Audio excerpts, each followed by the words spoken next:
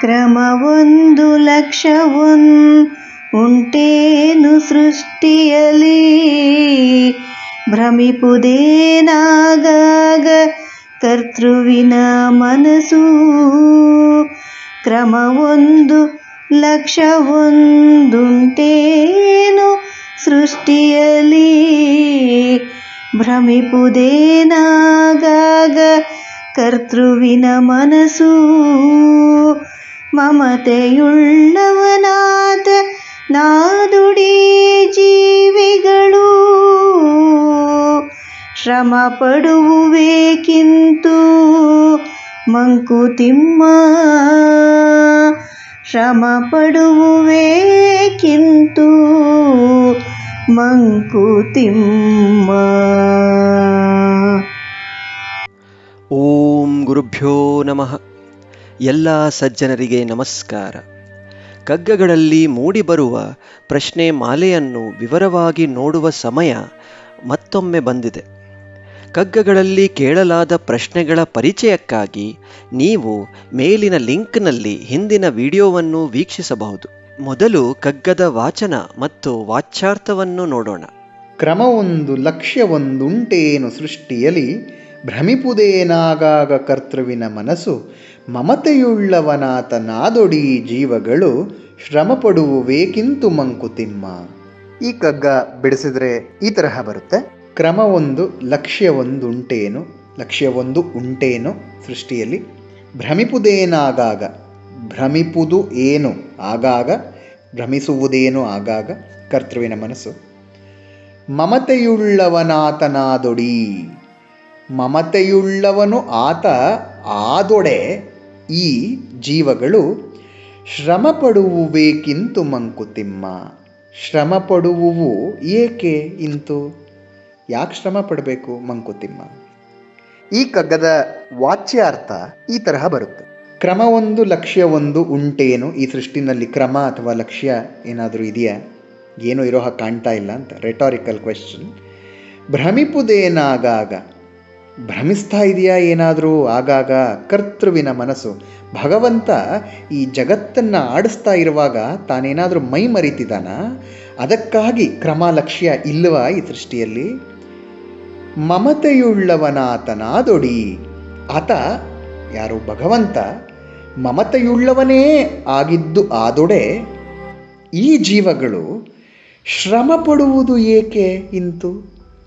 ಮಮತೆ ಇದ್ದಿದ್ದು ನಿಜವೇ ಆಗಿದ್ದರೆ ಆತನಿಗೆ, ಭಗವಂತನಿಗೆ ಈ ಜೀವಗಳು ಶ್ರಮ ಯಾಕೆ ಪಡಬೇಕಾಗಿತ್ತು ಮಂಕುತಿಮ್ಮ. ಕಗ್ಗ 8 ಏನು ಜೀವನದರ್ಥ ವಿಭಾಗದ ಕೊನೆಯ ಕಗ್ಗ. ಹಿಂದಿನ ಕಗ್ಗದಲ್ಲಿ ಶ್ರೀ ಡಿ.ವಿ.ಜಿಯವರು ನಾವು ನಮ್ಮ ಜೀವನ ರೂಪಿಸಿಕೊಳ್ಳಲು ಮಾರ್ಗದರ್ಶಿಯಾಗಿ ಅಥವಾ ನಾಯಕನನ್ನಾಗಿ ಯಾರನ್ನು ಆರಿಸಿಕೊಂಡಿದ್ದೇವೆ ಎಂದು ಕೇಳಿದ್ದರು. ಈ ಕಗ್ಗದಲ್ಲಿ ಭಗವಂತನ ಬಗ್ಗೆ ಹೀಗೆ ಪ್ರಶ್ನಿಸುತ್ತಾರೆ. ಕ್ರಮವೊಂದು ಲಕ್ಷ್ಯವೊಂದುಂಟೇನು ಸೃಷ್ಟಿಯಲಿ ಎಂದು. ಈ ಹಿಂದೆ ಡಿ.ವಿ.ಜಿಯವರು ವೈಯಕ್ತಿಕ ಅಥವಾ ವ್ಯಷ್ಟಿಯ ಮಟ್ಟದಲ್ಲಿ ನಮ್ಮ ನಾಯಕನ ಆಯ್ಕೆಯ ಬಗ್ಗೆ ಆತ್ಮಾವಲೋಕನ ಮಾಡಿಕೊಳ್ಳುವಂತೆ ಕೇಳಿಕೊಂಡಿದ್ದರು.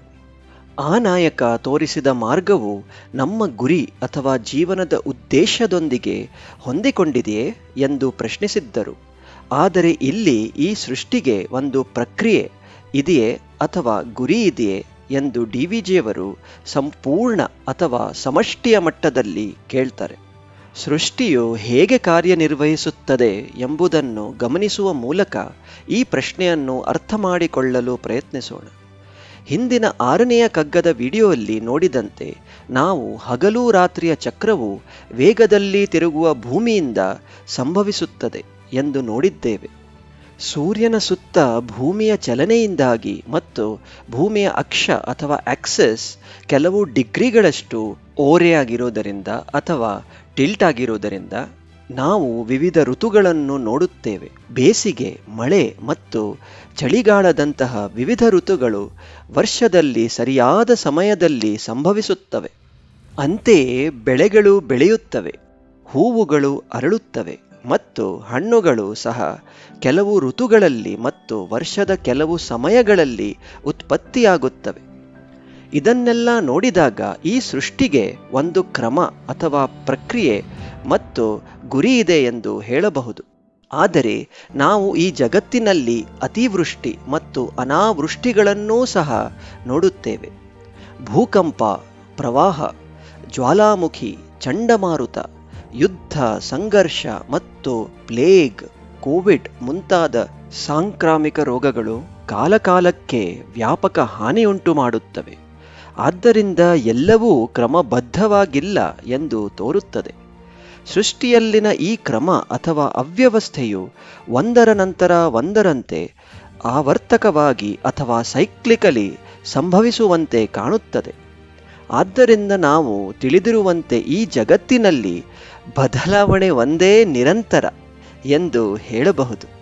ಡಿವಿಜಿಯವರು ಇನ್ನೊಂದು ಕುತೂಹಲಕಾರಿ ಮತ್ತು ಆಳವಾದ ಪ್ರಶ್ನೆಯನ್ನು ಕೇಳುತ್ತಾರೆ. ಭ್ರಮಿಪುದೇನಾಗಾಗ ಕರ್ತುವಿನ ಮನಸ್ಸು ಎಂದು. ಸೃಷ್ಟಿಕರ್ತನ ಮನಸ್ಸು ಕಾಲಕಾಲಕ್ಕೆ ಬದಲಾಗುತ್ತಿರುವಂತೆ ತೋರುತ್ತದೆ ಎನ್ನುತ್ತಾರೆ ಮಾನ್ಯ ಡಿವಿಜಿಯವರು. ಅವನ ಮನಸ್ಸು ಒಂದರಿಂದ ಇನ್ನೊಂದಕ್ಕೆ ಅಲೆದಾಡುತ್ತಿರುತ್ತದೆಯೇ?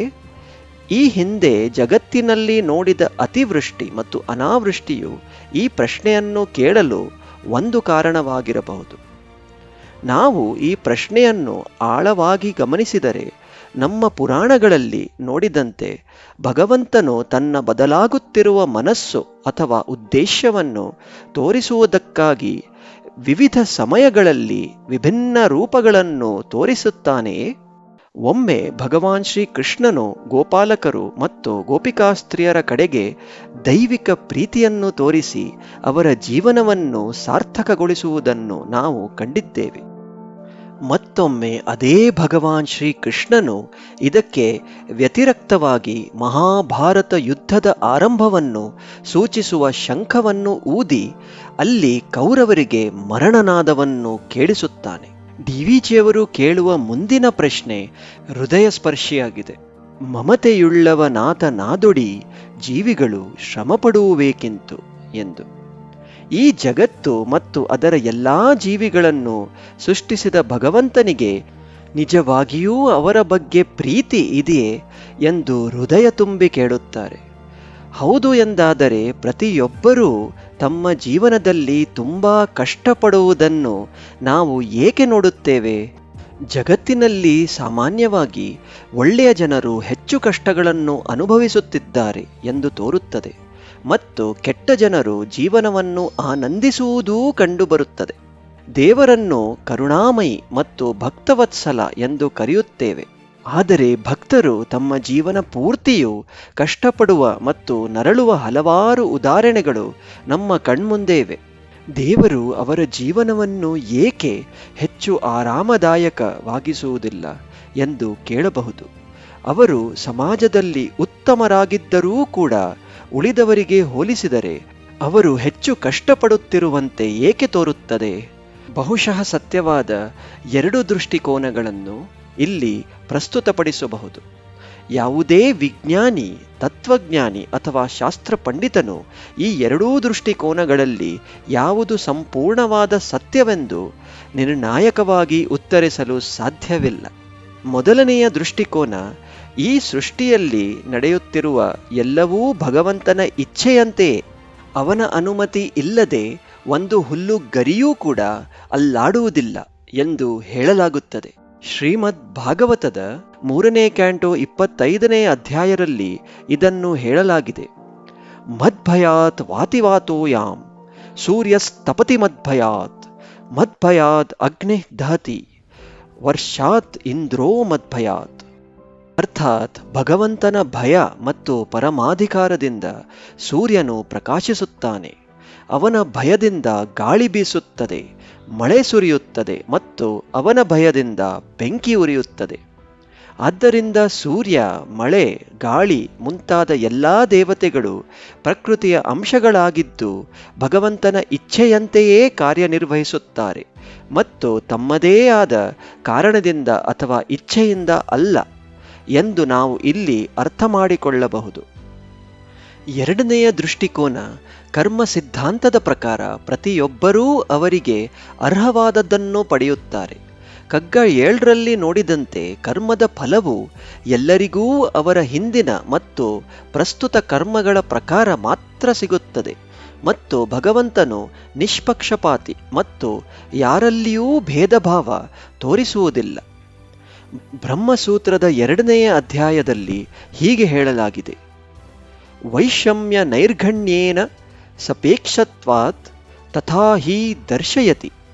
ಅರ್ಥಾತ್ ಪಕ್ಷಪಾತ ಅಥವಾ ಕ್ರೌರ್ಯವನ್ನು ಭಗವಂತನಿಗೆ ಆರೋಪಿಸಲು ಸಾಧ್ಯವಿಲ್ಲ, ಅದು ಜೀವಿಗಳ ಕರ್ಮದ ಮೇಲೆಯೇ ಅವಲಂಬಿತವಾಗಿದೆ.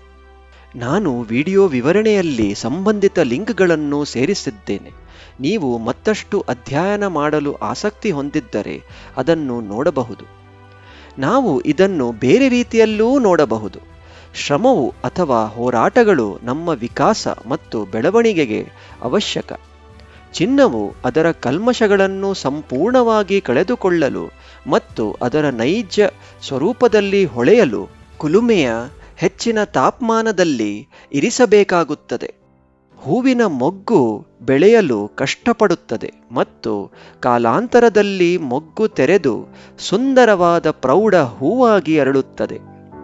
ಒಂದು ಚಿಟ್ಟೆ ಮೊದಲು ಮೊಟ್ಟೆ, ನಂತರ ಮರಿಹುಳು ಅಥವಾ ಕ್ಯಾಟರ್ಪಿಲ್ಲರ್, ನಂತರ ಪೊರೆಹುಳು ಅಥವಾ ಪ್ಯೂಪ ಹಂತಗಳ ಮೂಲಕ ಹೋರಾಡುತ್ತದೆ ಮತ್ತು ಅಂತಿಮವಾಗಿ ಒಂದು ಸುಂದರ ಚಿಟ್ಟೆಯಾಗುತ್ತದೆ. ಅದೇ ರೀತಿ ಬಹಳಷ್ಟು ಕಷ್ಟಪಡುವ ಮತ್ತು ಜೀವನದಲ್ಲಿ ಸರಿಯಾದ ಪಾಠಗಳನ್ನು ಕಲಿಯುವ ಮಾನವರು ಇಡೀ ಜಗತ್ತಿಗೆ ಪ್ರಯೋಜನಕಾರಿಯಾದ ಅದ್ಭುತಗಳನ್ನು ಸಾಧಿಸುತ್ತಾರೆ. ಇದಕ್ಕೆ ಸಮಕಾಲೀನ ಕಥೆಯ ಒಂದು ಉದಾಹರಣೆ ನೋಡೋಣ. ನಮ್ಮ ಸಾಲುಮರದ ತಿಮ್ಮಕ್ಕನ ಕಥೆ ಯಾರಿಗೆ ಗೊತ್ತಿಲ್ಲ?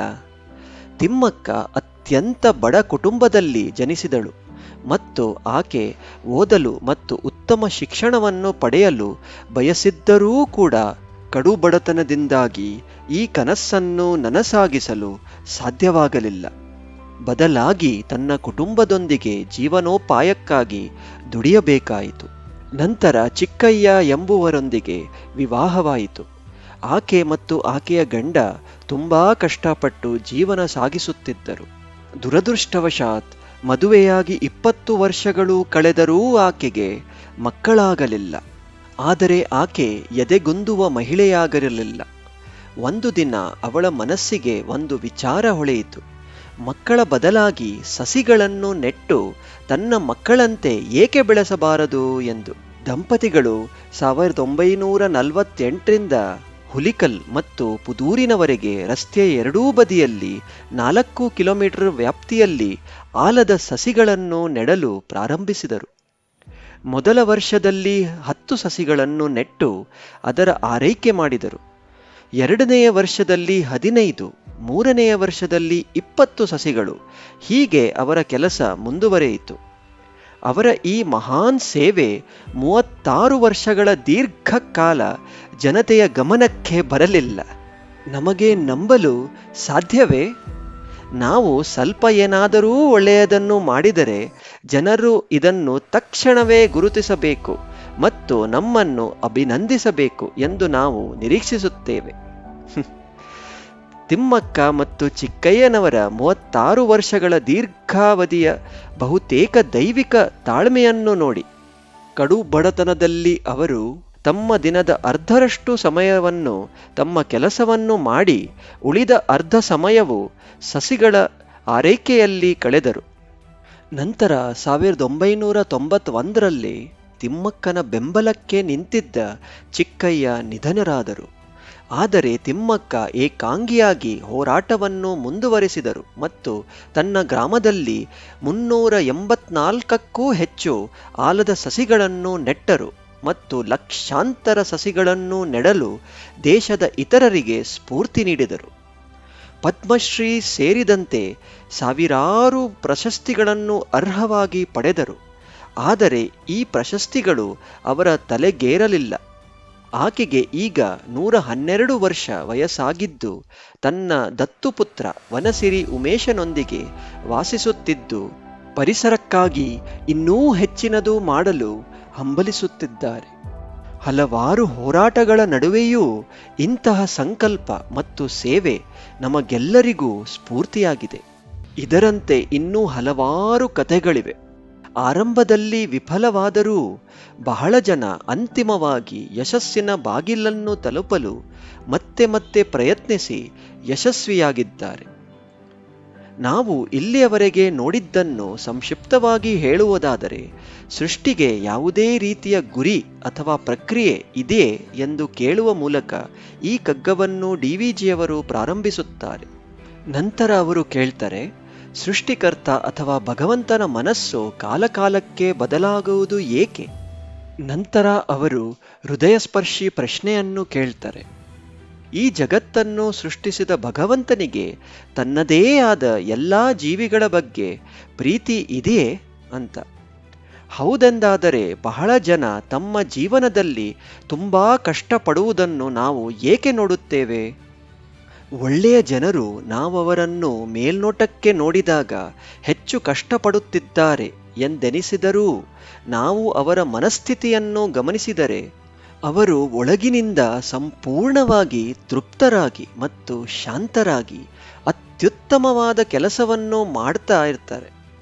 ಅದರಿಂದ ಇಡೀ ಮನುಕುಲಕ್ಕೆ ಪ್ರಯೋಜನವಾಗುತ್ತದೆ ಎಂದು ನಮಗೆ ಅರಿವಾಗುತ್ತದೆ.